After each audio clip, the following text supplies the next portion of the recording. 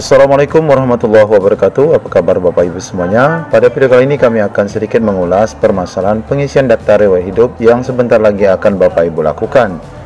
Nah, di sini sesuai dengan judul thumbnail kita, apakah ada kasus ya Bapak Ibu saat salah mengisi DRH nanti akan batal mendapatkan NIP3K.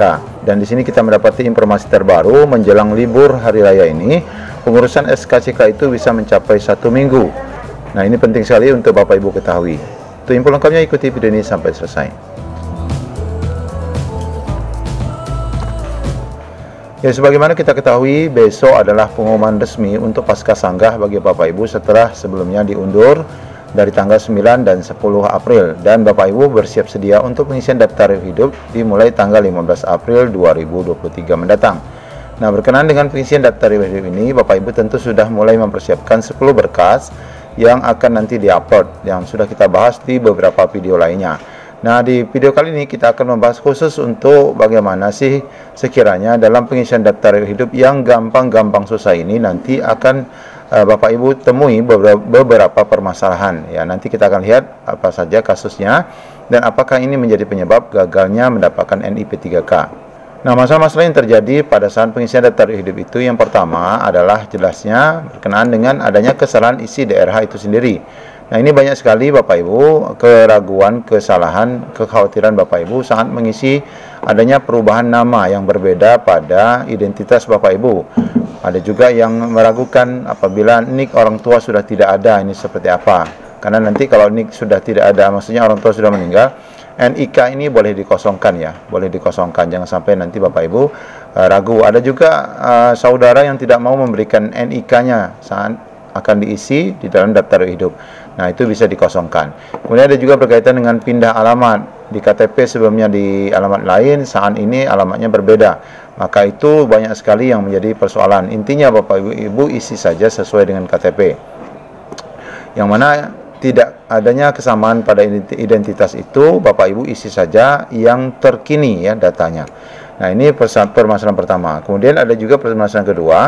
Nah, ini berkenaan dengan kadaluarsa SKCK. Nah, kita dapat informasi baru Bapak Ibu bagi rekan-rekan yang saat ini sedang mulai mengurus SKCK. Sekarang ngantri Bapak Ibu ya, sudah mulai ngantri menjelang libur Idul Fitri. Ini 6 hari Bapak Ibu, Bapak harus menunggu ya antrian pengambilan SKCK. Kalau demikian Bapak Ibu dari tanggal 15 yang nanti akan mulai, maka memang tepat apabila Bapak Ibu mengurus sekarang. Bapak Ibu tidak perlu menunggu Pemda mengumumkan di laman Pemda berkaitan dengan postingan berkas-berkas, karena itu sudah merupakan hal yang wajar di setiap saat pemberkasan NIP3K. Jadi Bapak Ibu urus saja terus SKCK sejak sekarang. Nah, berkenaan dengan kadaluarsa ini sebagaimana kita pernah sampaikan, ini ada 6 bulan, jadi masanya cukup panjang sehingga di sini tidak akan ada masalah. Nah, kemudian yang kedua adalah masalah kadaluarsa surat sehat dan nafzah. Nah, di dalam surat sehat nafzah Bapak Ibu memang tidak disebutkan di situ biasanya berapa lama, namun dari informasi yang kita dapatkan itu sekitar 1 sampai 2 minggu. Intinya Bapak Ibu, surat nafzah ini tanggalnya, kemudian masa berlaku untuk kedua surat ini pastikan memang dalam bulan ini ya, bulan April 2023 ini, karena memang di saat pengumuman pasca sanggah ini diumumkan, maka memang sebaiknya memang tidak jauh dari tanggal yang ditentukan, yaitu tanggal pengumuman. Bapak Ibu mengurus dari tanggal 9 kemarin juga boleh, karena sebenarnya tanggal 9 itu sudah dianggap harusnya sudah mulai diurus, sehingga wajar ketika Bapak Ibu membuat tanggal SKCK kemarin mungkin tanggal 9. Nah, itu sudah masuk dalam hitungan oleh Panselnas. Dan kadaluarsa pada surat nafzah ini insya Allah tidak menjadi persoalan. Kemudian selanjutnya adalah surat pengalaman kerja. Nah, ini juga ada yang masih bingung bagi Bapak Ibu. Bagaimana sebenarnya? Apakah ini perlu diisi atau tidak dan dari mana dapatnya? Nah, untuk surat pengalaman kerja, sekali lagi kami sampaikan khusus untuk honorer-honorer yang bersumber dari dana APBD ataupun dari Pemda ataupun honor daerah. Ini surat pengalaman kerja dari waktu kemarin kita pernah berpengalaman. Ini dikeluarkan oleh Dinas Pendidikan. Silakan nanti berhubungan dengan Dinas Pendidikan terkait untuk secara kolektif dikeluarkan surat pengalaman kerja. Bapak Ibu tidak perlu menyiapkan SK. Bapak Ibu hanya nanti inputan pada daftar hidupnya inputan tahunnya saja. Tadi tidak ada berkas SK yang dilampirkan. Nah, dalam panduan pengisian daftar riwayat hidup nanti kami akan tunjukkan secara detail. Nah, dan di sini pun disebutkan jika ada saja ya, kalau jika Bapak Ibu tidak ada pengalaman kerja maka tidak diupload, itu tidak mengapa karena dia opsional. Nah, kemudian masalah selanjutnya adalah masalah background, kemeja, pas foto dan sebagainya. Nah, ini sebagaimana disebutkan ini background merah. Bagaimana seandainya background biru? Sebenarnya ini tidaklah menjadi suatu hal yang fatal Bapak Ibu, masalah background. Kemudian masalah kemeja, apakah harus baju putih, apakah pakai dasi dan sebagainya? Tidak Bapak Ibu. Intinya formal Bapak Ibu menggunakan pakaian yang pakaian yang pantas, baju kerja, baju kantor. Banyak juga guru-guru ini menggunakan baju PGRI dan itu sudah lewat Bapak Ibu, itu tidak menjadi permasalahan karena di dalam berkas yang diperiksa nanti oleh Panselnas itu tidak berkaitan dengan hal itu. Ada 6 berkas yang sudah kami bahas pada video, nanti kami tunjukkan yang akan diperiksa oleh Panselnas ataupun BKN. Kemudian permasalahan selanjutnya adalah salah upload data ataupun terbaliknya. Ini Bapak Ibu kita tunjukkan beberapa permasalahannya. Nah, ini adalah 6 berkas utama yang diperiksa. Kami sudah buat background videonya di sini yang menjelaskan tentang apa saja berkas yang diperiksa BKN. Ya, ada 6 berkas. Jadi pas foto tidak dimasuk di sini Bapak Ibu. Terkait backgroundnya apa, warnanya apa, itu tidak termasuk dalam hal ini. Kemudian surat pengalaman kerja juga tidak masuk dalam 6 berkas ini. Sehingga tidak menjadi persoalan ketika terjadi hal-hal yang kita sebutkan tadi. Nah, ini berkenaan dengan upload dokumen. Nah, ini nanti kan akan ada berkas upload seperti ini di dalam pengisian daftar riwayat hidup. Saat Bapak Ibu mulai login di bagian akhir unggah dokumen nanti, baik itu berupa ijazah, KTP dan sebagainya, pas foto selfie dan sebagainya. Di sini Bapak Ibu, kalau Bapak Ibu belum mengupload, maka di sini akan ada form unggah ya. Unggah. Nah, kalau seandainya Bapak Ibu sudah selesai mengunggah dan sudah melakukan finishing ataupun meresum, sudah tidak bisa lagi diperbaiki. Tampilannya sudah akan menjadi seperti ini saja, hanya ada lihat saja di sini. Sudah diunggah dan sini hanya bisa melihat.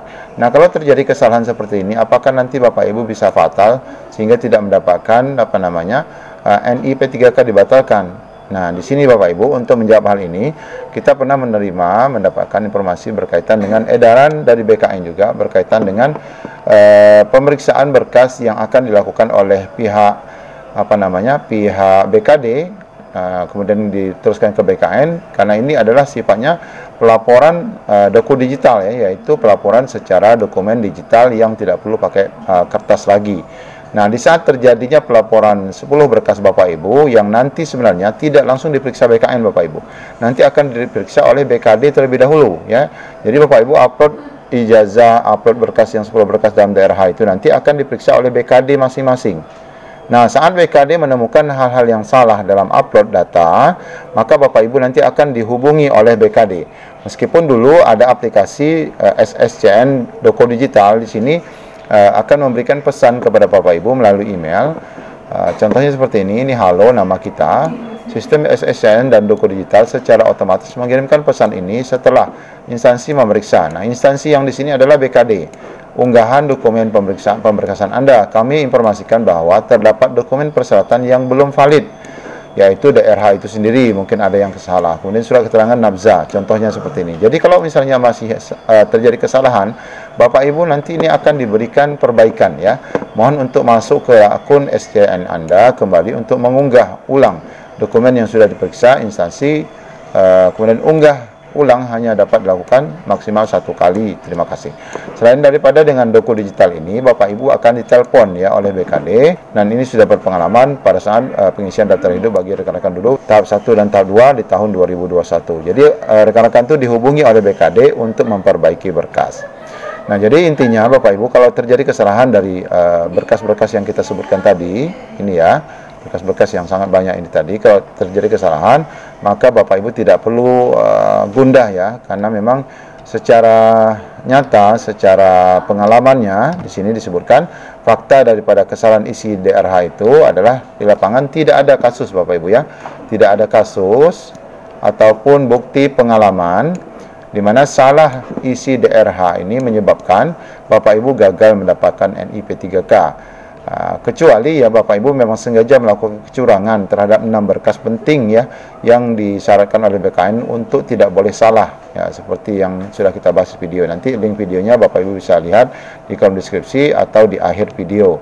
Kemudian yang kedua, hasil kelulusan seleksi ya, Bapak Ibu kan sudah ikut seleksi nih, sudah lulus. Itu merupakan hal utama yang mengantarkan seseorang ataupun Bapak Ibu untuk menjadi ASN itu sendiri dan mendapatkan NIP. Jadi bukan pada sah tidaknya DRH, tapi pada sah tidaknya kelulusan Bapak Ibu. Bapak Ibu sudah menunggu sekian tahun, sudah lulus passing grade, kemudian sekarang diangkat. Itulah yang menjadi penyebab Bapak Ibu berhak mendapatkan NIP, bukan karena Bapak Ibu betul atau salah mengisi DRH. Ini fakta ya.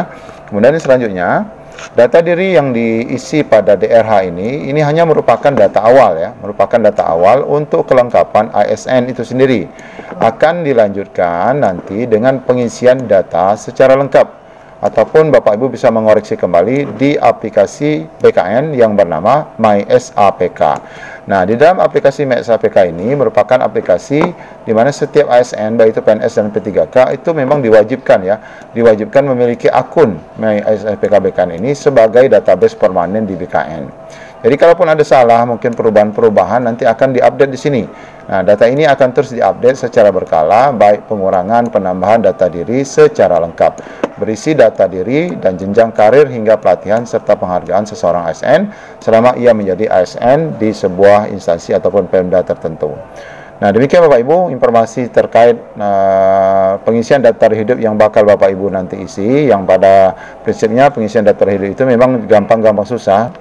Dalam pengisiannya sekarang belum terlalu jelas, tapi pada prinsipnya pengisian daftar hidup yang nanti kita akan pandu buat videonya, itu pengisiannya tidak harus sekaligus ya, bisa dilakukan secara bertahap. Pastikan dokumen-dokumennya Bapak Ibu siapkan dulu, nanti secara pelan-pelan kita akan pandu secara bersama-sama dalam pengisian daftar hidup ini. Demikian, semoga menjadi pencerahan bagi kita semua. Assalamualaikum warahmatullahi wabarakatuh.